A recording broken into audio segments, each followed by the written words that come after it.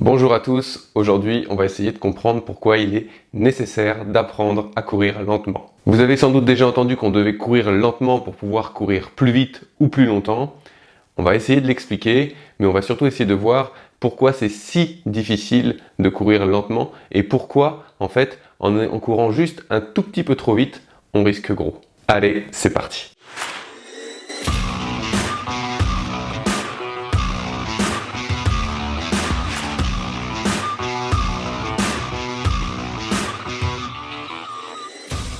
Sur le papier, courir lentement pour courir plus vite et plus longtemps, c'est juste super alléchant.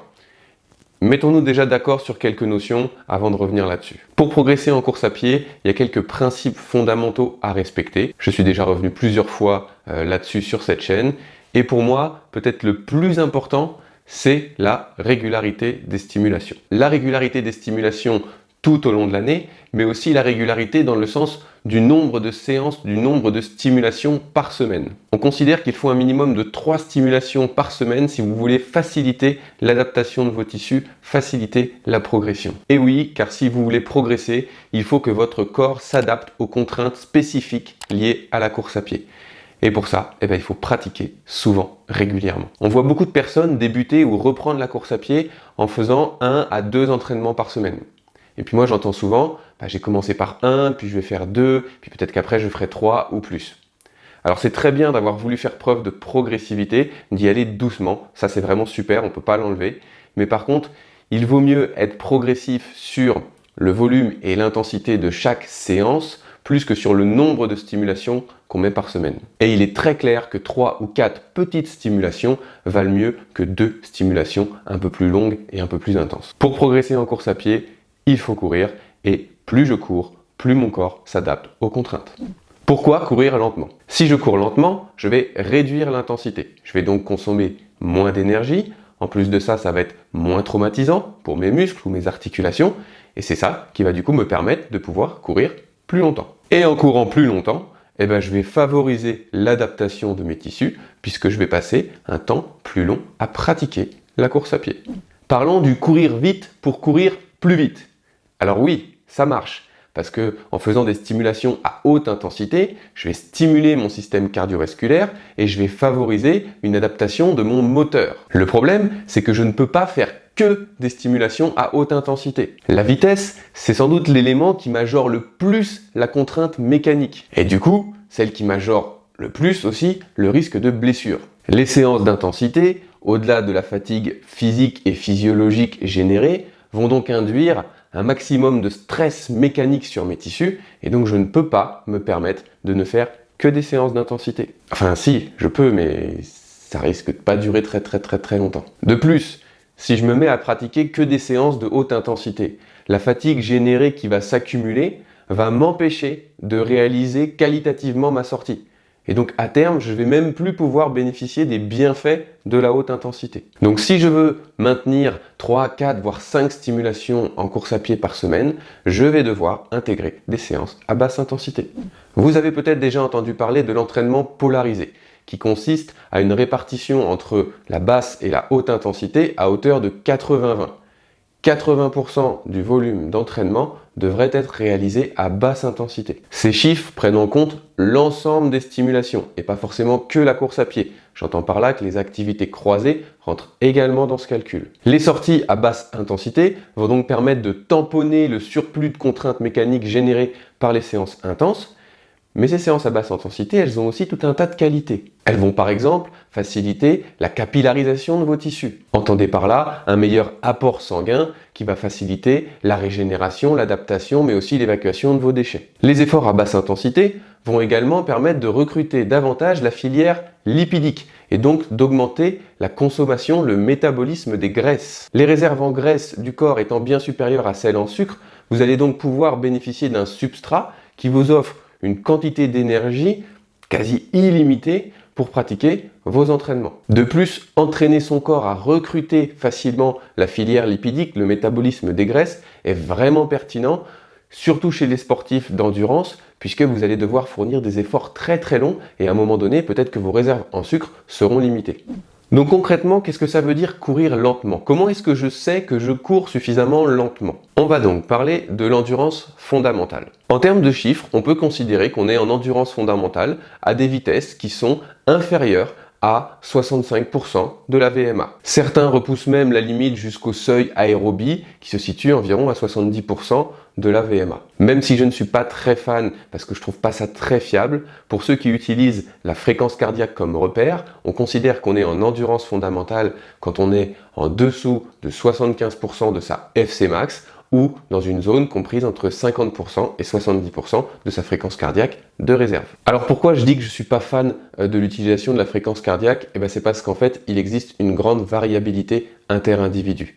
Une variabilité autour de la fréquence maximale et une variabilité autour des cinétiques de fréquence cardiaque. Donc à moins d'avoir vraiment bien poussé l'investigation sur les valeurs précises de nos fréquences cardiaques de repos maximale et à la rigueur la cinétique, l'allure un petit peu de nos courbes de fréquence cardiaque, ça me paraît être des données qui sont difficilement exploitables ou qui peuvent comporter une marge d'erreur quand même assez importante. L'utilisation des zones d'allure avec un pourcentage de VMA a là aussi ses limites, puisque les pourcentages de VMA sont donnés pour des allures à plat sur une surface plutôt régulière type bitume. Donc du coup, comment s'adapter quand on fait une course en sentier sur un terrain plus ou moins technique, et encore plus s'il y a du dénivelé. C'est là qu'intervient l'élément qui me paraît être du coup le plus précis pour savoir si on est en endurance fondamentale, c'est l'observation de ses sensations, son ressenti, et aussi sa capacité à parler. Oui, ça peut paraître très subjectif, mais c'est à mon sens ce qui vous permettra d'être le plus précis pour être sûr que vous êtes dans la bonne zone. Donc, une sortie en endurance fondamentale, c'est une séance qui doit vous paraître facile à très facile et au cours de laquelle vous allez pouvoir maintenir une conversation plus ou moins soutenue, mais en tout cas avec des phrases qui sont supérieures à 4-5 mots sans être obligé de reprendre votre respiration, sans être obligé d'être essoufflé ou de marquer une pause à un moment donné pour récupérer. Si vous devez stopper la discussion ou si vous sentez que de parler vous fait un petit peu monter dans les tours, il y a fort à parier que vous ne soyez plus dans la bonne zone. L'énorme avantage qu'on a à se concentrer sur son ressenti, sa perception de l'effort et sa capacité à parler, c'est qu'on peut l'appliquer dans n'importe quelle condition. Que ça monte, que ça descende, qu'on soit sur route ou qu'on soit dans un chemin technique, qu'il fasse 20 degrés ou 40 degrés ou moins 20, qu'il pleuve, qu'il vente, qu'il neige, que vous soyez fatigué, stressé ou au top de votre forme, vous allez pouvoir adapter en fonction de l'environnement.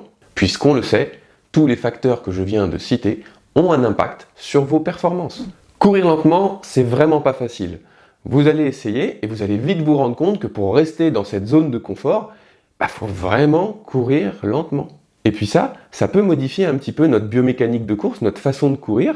Et donc, il faut s'y habituer, il faut s'entraîner à ça si on veut être performant. Courir en groupe pourrait être un bon conseil puisque ça va favoriser la discussion et donc potentiellement aider à courir plus lentement, à faire des phrases un petit peu plus longues.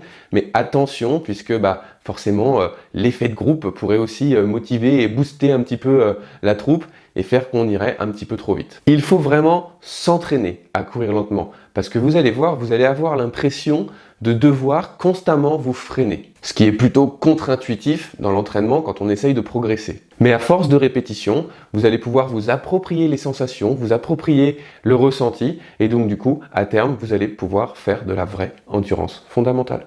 Alors maintenant, on va regarder ce qu'on constate un petit peu en pratique. Malheureusement, beaucoup d'entre nous, et je m'inclus dedans de temps en temps, on a tendance à faire nos sorties cool, nos footings tranquilles, nos sorties en endurance fondamentale un tout petit cran trop vite. Et par un petit cran trop vite, j'entends en termes de chiffres des vitesses autour de 70-80% de la VMA ou des fréquences cardiaques comprises entre 65 et 85% de la fréquence cardiaque maximale. Le genre de sortie à allure plutôt modérée où notre capacité à parler est plutôt constituée de phrases plutôt courtes, donc de 3 à 4-5 mots maximum. Cette zone se situe grossièrement entre les deux seuils, le seuil aérobie et le seuil anaérobie. Et malheureusement, c'est une zone qui est moins propice à la récupération, elle va engendrer plus de fatigue. Mais en plus de ça, elle va même pas nous permettre de bénéficier des avantages de la haute intensité. On y perd donc un peu sur les deux tableaux. La question qu'on peut se poser alors c'est pourquoi est-ce qu'on a tendance à courir un tout petit cran trop vite là? Pourquoi est-ce qu'on fait tous ça? Donc là je vais vous donner mon avis personnel, je me suis pas appuyé sur des données scientifiques par rapport à ça. Donc je vous laisse me dire en commentaire ce que vous en pensez, puis donner également votre avis par rapport à ce fait de courir parfois un petit peu trop vite. Donc moi je pense qu'il y a plusieurs facteurs qui peuvent justifier qu'on fait nos sorties cool, nos sorties en endurance fondamentale un petit peu trop vite. Le premier, je pense que c'est un manque de connaissances. Quand on débute la course à pied, on est assez convaincu que plus on arrive à courir vite sur une distance donnée, plus on progresse et plus c'est efficace dans l'entraînement. On manque d'informations sur la course à pied. Et si on n'est pas au contact d'un club ou d'un professionnel du sport, on va sans doute passer à côté de ces données techniques qui sont pourtant importantes à la progression. Donc quand on ne sait pas, on est pourtant plein de bonne volonté et puis on essaye d'aller plus vite, mais malheureusement, c'est peut-être pas la meilleure stratégie. Vraiment, ce qui va être important, c'est le contraste de vitesse entre les entraînements à basse intensité et à haute intensité. Parce que les deux sont nécessaires. Et pourtant, quand on observe les calendriers d'entraînement, on voit que bien souvent, on a un grand nombre de séances qui est fait à allure moyenne, à intensité modérée. Et on l'a vu juste avant, c'est sans doute pas ce qui est le plus efficace. Et deuxièmement, je pense que notre mode de vie actuel, notre société, nous pousse involontairement, nous influence à aller toujours un peu plus vite. La comparaison au sein des réseaux sociaux ou de notre communauté de coureurs, encore une fois, nous pousse à aller un petit peu plus vite, nous pousse à montrer un petit peu plus et peut-être nous incite à faire nos footings, à faire nos intensités basses à plus haute intensité, à plus haute vitesse. Cette mini-compétition peut avoir du bon dans le dépassement de soi ou dans notre motivation à progresser, mais peut aussi nous faire défaut et nous conduire à un surmenage et nous conduire potentiellement à la blessure. Donc vraiment, concentrez-vous sur votre ressenti, sur votre perception de l'effort. Pensez à cette capacité à gérer le dialogue, la parole, et vraiment, ça va être au service de l'amélioration de vos performances en course à pied. Ça va vraiment vous permettre d'optimiser votre entraînement. Donc voilà ce que j'avais à vous dire concernant la course à basse intensité et comment courir lentement est vraiment au service de notre progression en course à pied. J'espère que cette vidéo vous sera utile. Je vous dis à la prochaine. Allez, ciao les runners.